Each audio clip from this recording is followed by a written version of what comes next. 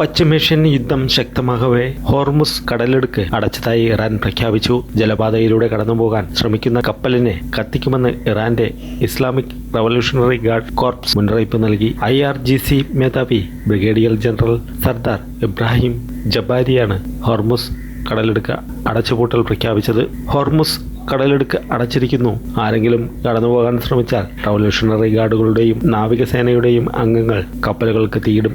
ജബ്ബാരി മുന്നറിയിപ്പ് നൽകി. എന്നാൽ US സെൻട്രൽ കമാൻഡ് ഇറാന്റെ അവകാശവാദം തള്ളി രംഗത്തെത്തി. ഹോർമുസ് കടലിടുക്ക് തുറന്നിരിക്കുകയാണെന്ന് US അവകാശപ്പെട്ടു. പേർഷ്യൻ ഗൾഫിനെ ഒമാൻ ഉൾക്കടലുമായും ആഗോളകടൽ പാതകളുമായും ബന്ധിപ്പിക്കുന്ന ഏകദേശം 33 കിലോമീറ്റർ വീതിയുള്ള ഇടുങ്ങിയതും വളഞ്ഞതുമായ ജലപാതയാണ് ഹോർമുസ് കടലിടുക്ക്. ഈ പാതയെ പ്രാദേശികമായി ഇറാനും ഒമാനും നിയന്ത്രിക്കുന്നുണ്ടെങ്കിലും വാണിജ്യ കപ്പലുകൾക്ക് സഞ്ചരിക്കാൻ അവകാശമുള്ള ഒരു അന്താരാഷ്ട്ര ജലപാതയായി ഹോർമുസ് വ്യാപകമായി അംഗീകരിക്കപ്പെട്ടിട്ടുണ്ട്. ആഗോള വ്യാപാരത്തിന്റെ കേന്ദ്രബിന്ദുവാണ് Hormuz. Saudi Arabia, Kuwait, Iraq, Qatar, Bahrain, UAE, Iran എന്നിവിടങ്ങളിൽ നിന്നുള്ള എണ്ണയും വാതകവും കൊണ്ടുപോകുന്നത് ഹോർമുസിലൂടെയാണ്.